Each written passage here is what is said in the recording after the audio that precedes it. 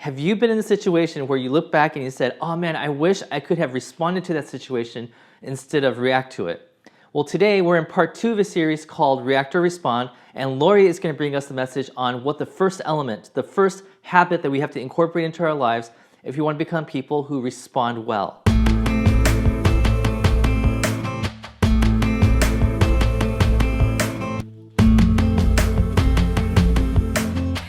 Hey Westlight, we are continuing our conversation on reacting or responding in our new sermon series, and Kotz did an amazing job explaining the difference and why responding is so important and how it really allows us to decide to be loving or not. And you know, many of us, if we live in reaction mode, right? If something happens to us and it's a pain, you know, especially during this time where it's very troubling and very difficult times, that it's easy for us to go to, you know, minimizing and rationalizing, and even like in the church setting, right? We've taught like, okay, just let go and give it to God, and ask God to, you know, pray that God will fix it and make the storm go away.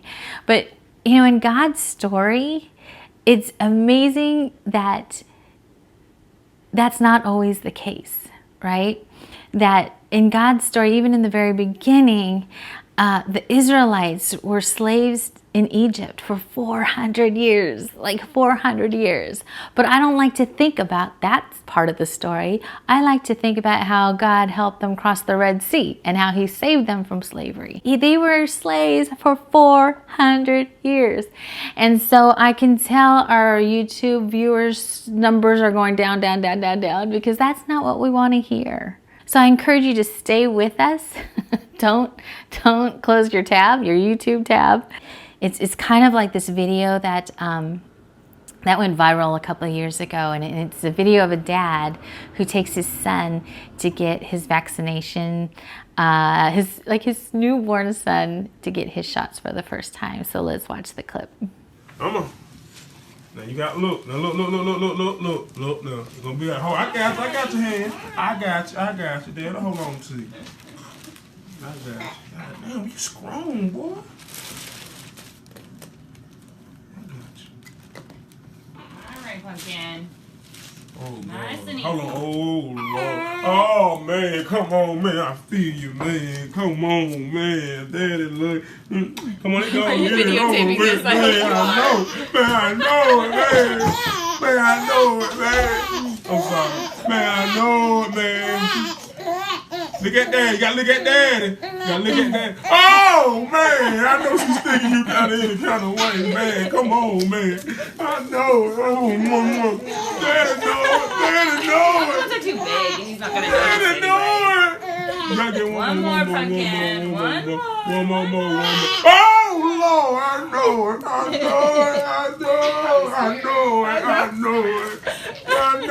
Man. Please. I know. Come on, Dad. Come on. See that on Come Facebook. on, man. I Come wanna on, see that on man. Come on. I know. They did you wrong. I know. That poor baby. All he knows, it's like his first month of life, and all he knows is that this lady comes at him and stabs him 3 times. Like, she just came up, stabbed him 3 times. And, you know, but I love the Father. You know, he was telling his son to look at him, to keep his eyes on him.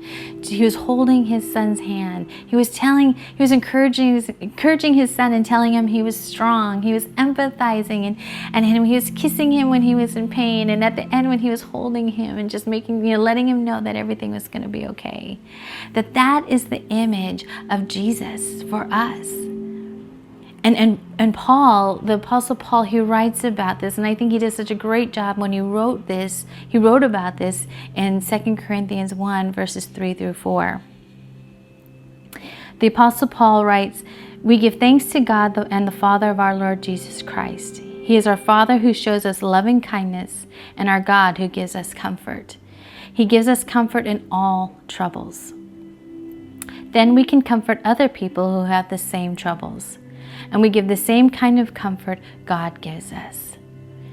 You see, a year or two before Paul writes this letter, Jerusalem was experiencing a severe drought, which caused a devastating famine, which meant people were living in poverty, they were suffering, and they were starving, and they were dying. There was so much pain and suffering.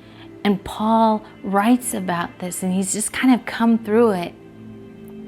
And he writes to the Corinthians, and you can kind of feel like the pain that his wounds are, it's not like he's healed from it and is like, well, praise Jesus, it was okay. Like, you feel that he's still suffering the consequences of that drought, that he's still feeling the pain, and he still experiences the death and the sorrow that comes with that. He talks later in the few verses later about how it was such a difficult time, that there's all kinds of difficulties that were going on, and he himself wasn't even sure that he was going to make it through. But he understands the comfort that God had given him. He understands what it was like to be that baby experiencing those vaccinations, that he knows the pain and he knows the comfort that only God could give. The word comfort that Paul uses means it could be used to call someone to come near. It could be used to make a strong appeal or exhortation, or to treat in an inviting and friendly way. I love what N.T. Wright, he says in his commentary about this passage.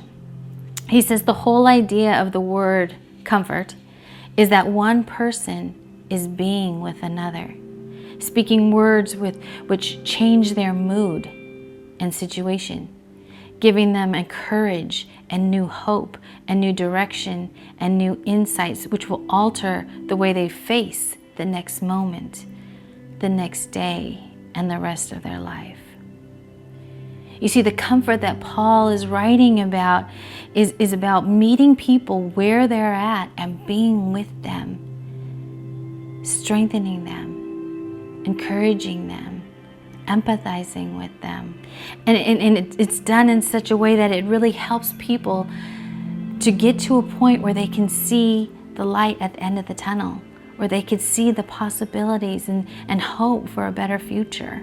Paul writes these verses as one who has gone through deep, deep pain and suffering himself. And he writes it through the lens of Jesus' own life here on earth, where he left heaven to be with us, to suffer and to die and to be resurrected.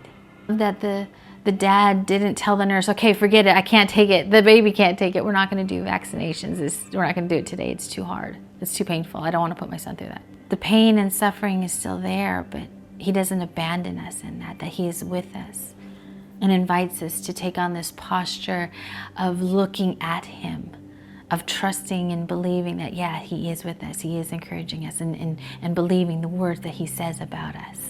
Love is where we experience his divine embrace, where we experience his comfort and his encouragement, his presence, so that even in the midst of these troubling times, we can see the possibilities, we can see a new perspective, and we can see hope. But I think in order to receive his comfort, we need to pause. Instead of just reacting to whatever we hear, the bad news or the phone call, or just, that we could just stop our old pattern of trying to fix things or minimize things or rationalize things or control things, and where we could just take a deep breath and we could just pause and remember that, no, it's hard and it's painful, but Jesus is inviting us to be with him, to look in his eyes, to feel his embrace, to hear his words of encouragement and empathy and love for us. But we need to pause and know that we're not alone, and take on this posture of understanding his presence with us throughout the day. And so this week I want to encourage us to pause.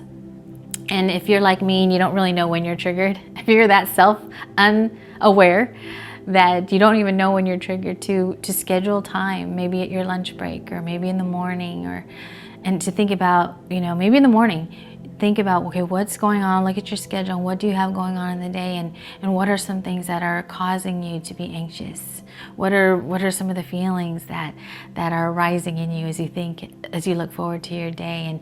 And just to pause and to take a deep breath and to imagine that Jesus is with you and is eager to comfort you.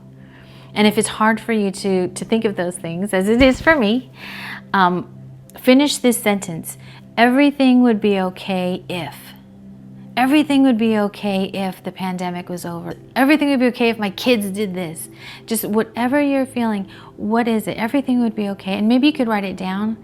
Maybe you can use your phone, type it in your phone, bring it out of the darkness and into the light. We're going to bring it to the table. And we don't have to figure it out. We don't have to, it doesn't have to be perfect. It doesn't have to, we're going to hear ourselves be like, oh man, that was so dumb, or this is lame, and this is stupid. But like, really create this pause moment as a no judgment, no criticism zone. And just be open and let God's grace and His love and His presence give us space to be open and honest about the things that we think would be okay if, that we would be okay if, that Jesus longs and wants to be with us and comfort us. And we just need to pause and allow Him to do that, to look into His eyes and to know that He's with us, to allow Him to hold our hands and to hug us, to experience that divine embrace, to know that He's with us and it is going to be okay. We don't know how, we don't know why this is happening. It's more like that poor baby, we don't know why. And maybe it's not for any good reason, but we know that He's with us. And so I've asked Daniel to lead us in a time of worship after the sermon, to allow us space to pause and to experience His embrace, His love, and His encouragement and His empathy, so that we can be comforted even in the midst of our troubling times, even when we can't fix it, but knowing that we're not alone, that God is with us.